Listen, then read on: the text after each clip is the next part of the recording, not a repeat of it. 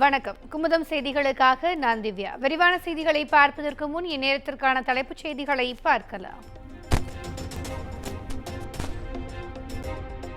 மேற்கு வங்க மாநிலம் டார்ஜிலிங் அருகே கஞ்சன்ஜங்கா எக்ஸ்பிரஸ் ரயில் மீது மோதிய சரக்கு ரயில். பல பெட்டிகள் தடம் புரண்டு ஒன்றன் மீது ஒன்று ஏறிய நிலையில் பலி எண்ணிக்கை 15ஆக உயர்வு.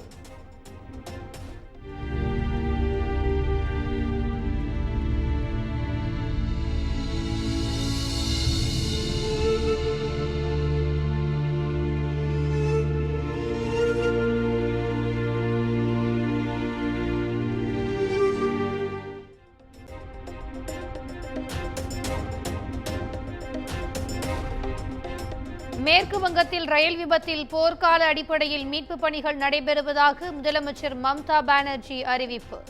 விபத்து விவரங்களை தெரிந்து கொள்ள அவசர கால எண்களும் வெளியீடு.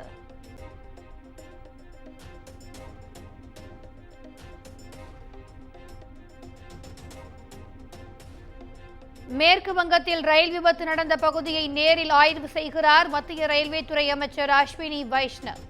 டெல்லி தலைமை அலுவலகத்திலிருந்து நிலைமையை கண்காணித்து வந்த நிலையில் நடவடிக்கை.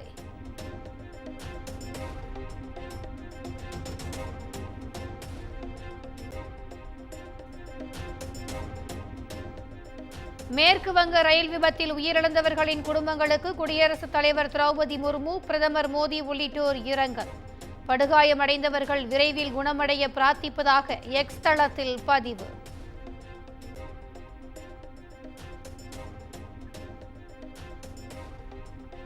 மேற்கு வங்க ரயில் விபத்தில் உயிரிழந்தவர்களின் குடும்பத்தினருக்கு தலா 10 லட்சம் ரூபாய் நிவாரணம். படுகாயமடைந்தவர்களுக்கு தலா 2.5 லட்சம் ரூபாய் நிவாரணமாக வழங்கப்படும் என்றும் ரயில்வே அமைச்சகம் அறிவிப்பு.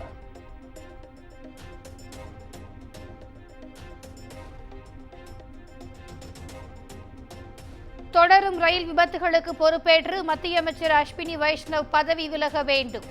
ரயில்வே நிர்வாகம் எவ்வளவு மோசமான நிலையில் உள்ளது என்பதற்கு இந்த விபத்தே சான்று என்றும் காங்கிரஸ் தேசிய தலைவர் கார்கே கண்டனம்.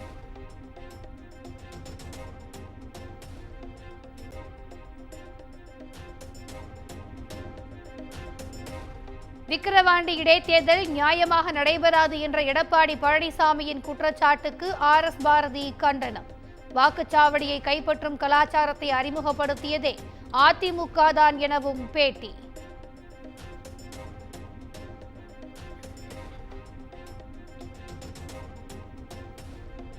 அதிமுக இடைத்தேர்தல் புறக்கணிப்பை விமர்சிக்க திமுகவிற்கு என்ன தகுதி உள்ளது? வாக்குகளை கொள்ளையடிக்கும் திருட்டு கும்பல்தான் திமுக. ஆர்.எஸ். பாரதியின் கருத்துக்கு ஜெயக்குமார் பதிலடி.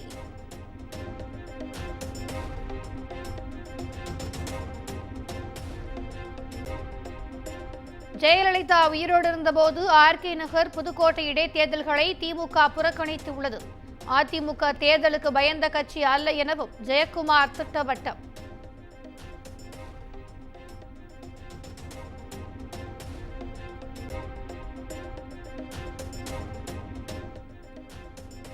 அதிமுகவில் சசிகலாவின் ரீஎன்ட்ரி என்ற பேச்சுக்கே இடமில்லை என ஜெயக்குமார் திட்டவட்டம்.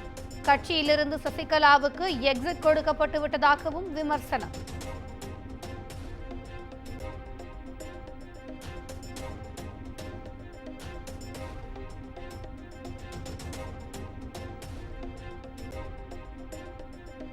ஆயிரம் கருணாநிதி வந்தாலும் அழிக்க முடியாத அதிமுகவை அண்ணாமலையால் அழிக்க முடியுமா என ஜெயக்குமார் கேள்வி. பாஜக மாநில தலைவராக பின்லேடனே வந்தாலும் கூட்டணி இல்லை என்கிற நிலைப்பாட்டில் மாற்றமில்லை எனவும் விளக்கம்.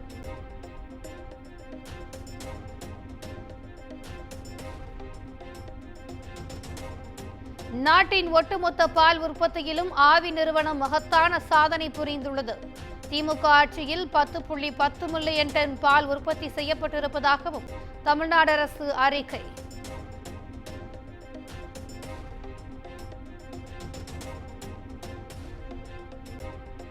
நீட் தேர்வு என்பது இருக்கக்கூடாது, அது நாட்டிற்கு தேவையில்லாத ஒன்று.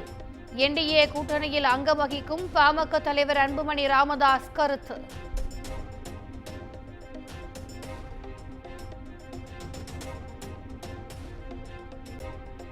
மேகதாது அணை பற்றி கருத்து தெரிவித்த மத்திய அமைச்சர் சோமண்ணாவுக்கு பாமக நிறுவனர் ராமதாஸ் கண்டனம். நீதியின் பக்கம் நிற்க வேண்டிய மத்திய அமைச்சர் கர்நாடகத்தின் குரலாக ஒலித்திருப்பது கண்டிக்கத்தக்கது என அறிக்கை.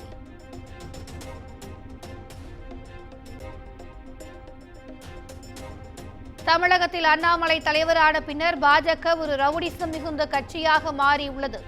விருதுநகர் எம்பி மாணிக்கம் தாக்கூர் விமர்சனம்.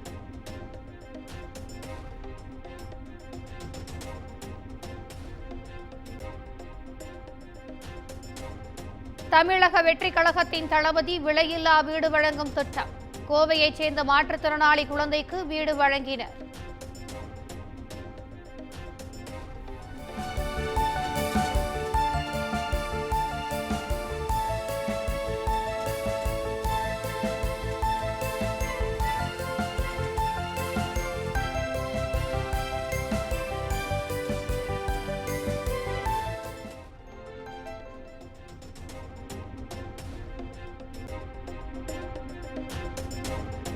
விக்கிரவாண்டி இடைத்தேர்தலில் அதிமுக போட்டியிடாததுதான் நல்லதுதான்.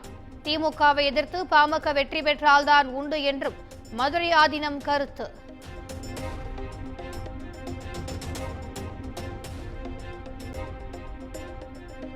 திருச்செந்தூர் முருகன் கோயிலில் குடமுழுக்குக்கான பணிகள் தீவிரம். கோபுர கலசத்தில் வைக்கப்பட்டிருந்த வரகு தானியம் 15 ஆண்டுகளுக்கு பிறகும் நல்ல நிலையில் இருந்ததைக் கண்டு பக்தர்கள் ஆச்சரியம்.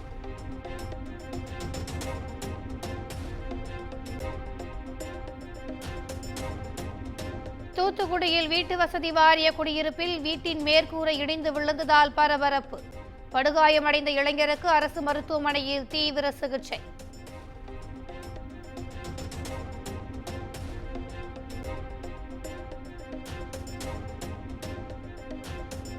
தர்மபுரி மாவட்டம் பாலக்கோடு அருகே கறவை மாடுகளை திருடி வெளியூர் சந்தையில் விற்று வந்த கும்பல். புகாரின் பேரில் திருட்டில் ஈடுபட்ட 6 பேரை கைது செய்து போலீசார் தீவிர விசாரணை.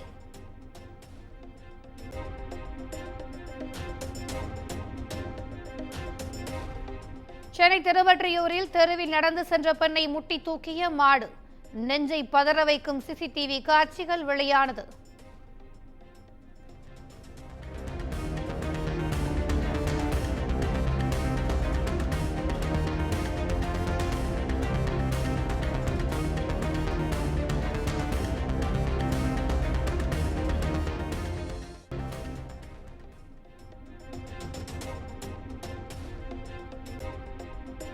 ஏலகிரி மலைச்சாலையின் தடுப்பு வேலி மீது சுற்றுலா வேன் மோதி விபத்து.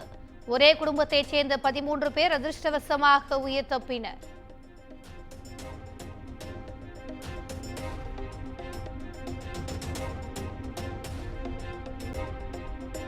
உதகை மற்றும் சுற்றுவட்டார பகுதிகளில் சுமார் 1 மணி நேரத்திற்கு மேலாக இடியுடன் கூடிய கனமழை. தாழ்வான பகுதிகளில் பெருக்கெடுத்து ஓடிய வெள்ளம்.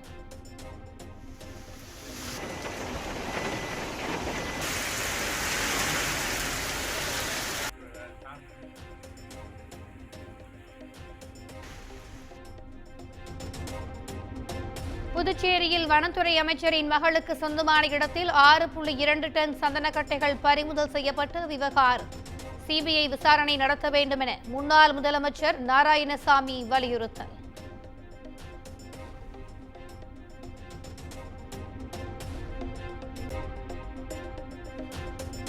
சிறுமிக்கு பாலியல் தொந்தரவு கொடுத்ததாக தொடரப்பட்ட போக்சோ வழக்கு. சிஐடி விசாரணைக்காக ஆஜரானார் கர்நாடக முன்னாள் முதலமைச்சர் எடியூரப்பா.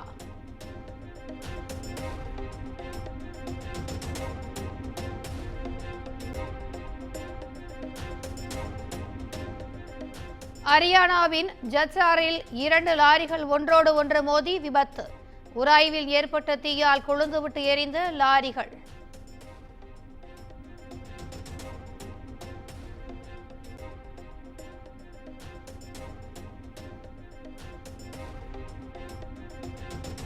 இளையராஜா பாடல்களை எழுத்துப்பூர்வ அனுமதி பெற்றே பாட இருக்கிறேன். கோவையில் நடைபெற இருக்கும் இசை நிகழ்ச்சி ஏற்பாடுகள் குறித்து இளையராஜாவின் மகனும் இசையமைப்பாளருமான கார்த்திக் ராஜா விளக்கம்.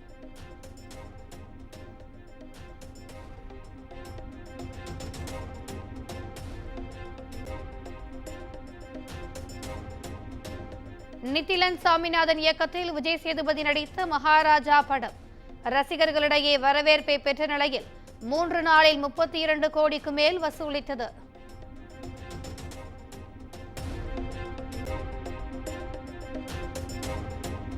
திருமலையில் நடைபெற்ற சுப்பிரபாத சேவையில் ஏழுமலையானை வழிபட்ட நடிகர் அஜித்குமார். வழிபாட்டுக்கு பின் தீர்த்த பிரசாதங்கள், வேத ஆசி வழங்கப்பட்டன.